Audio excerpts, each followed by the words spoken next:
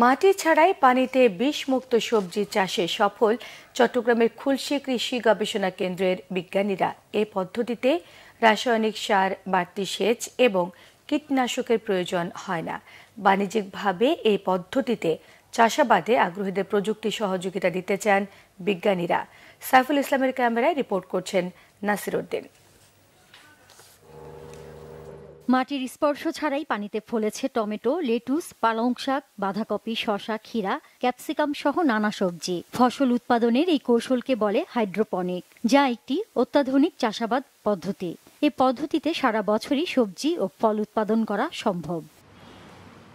চট্টগ্রামের খুলশীর কৃষি গবেষণা কেন্দ্রের বিজ্ঞানীরা প্রমাণ করেছেন মাটি ছাড়াও ফসল উৎপাদন সম্ভব। চাষযোগ্য জমির পরিমাণ কমে যাওয়ায় মাটিবিহীন সবজি চাষের পদ্ধতি আবিষ্কার করেছেন তারা। নিরাপদ এই উৎপাদন প্রক্রিয়ায় আগ্রহী হয়ে উঠেছেন প্রশিক্ষিত কৃষকরা। সুন্দরভাবে বাসমান চাষ এটা দেখতেছি, খুব সুন্দর হয়েছে।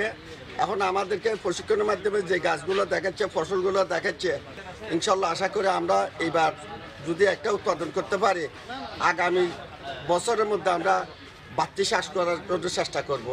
মাটিবিহীন সঞ্চালন পদ্ধতিতে গাছ পানি থেকে প্রয়োজনীয় খাদ্য উপাদান পায়। সব উপাদান পানিতে মিশিয়ে ড্রামে রাখার পর সেখান থেকে নলের মাধ্যমে স্বয়ংক্রিয়ভাবে পানি এবং পুষ্টি পায় গাছ। যারা বাণিজ্যিকভাবে এ পদ্ধতিতে চাষ করতে আগ্রহী তাদের প্রযুক্তি সরবরাহ করবে কৃষি বিভাগ। আমাদের এখানে কোনো বিষ আমরা প্রয়োগ করি নাই। এটা যদি করতে পারি তাহলে আমরা একটা সেফ ফুড পাবো, বাংলাদেশের মানুষ পুষ্টি সমৃদ্ধ হবে। এবং যদি কমার্শিয়ালি বাণিজ্যিকভাবে করতে চায় আমাদের কাছে আসলে বাংলাদেশ কৃষি গবেষণা ইনস্টিটিউট থেকে আমরা সেই প্রযুক্তি তাদেরকে দিব। এই পদ্ধতিতে চাষাবাদে প্রচার বাড়ানো দরকার মনে করেন বিজ্ঞানীরা। কৃষক স্বল্প পরিসরে কিন্তু ইনিশিয়ালি একটু কষ্ট হবে, বাট এই প্রোডাক্টগুলো তারা বিক্রি করতে পারবে। আর আমাদের কৃষি সম্প্রসারণ অধিদপ্তরে ওনারা যদি এটাকে আর প্রমোট করে ভালো করে তাহলে কিন্তু চলে যাবে। আমাদের কৃষি গবেষণা বিভিন্ন স্টেশনে এই যে কার্যক্রমগুলো চলতেছে, ভ্যারাইটি ডেভেলপমেন্ট, তারপরে টেকনোলজি, এগুলো কৃষকের দরজায় পৌঁছাইতে হবে। চট্টগ্রাম থেকে উদ্ভাবিত হাইড্রোপনিক পদ্ধতির চাষাবাদ ছড়িয়ে পড়ছে দেশের বিভিন্ন জায়গায়। Bangla vision news desk.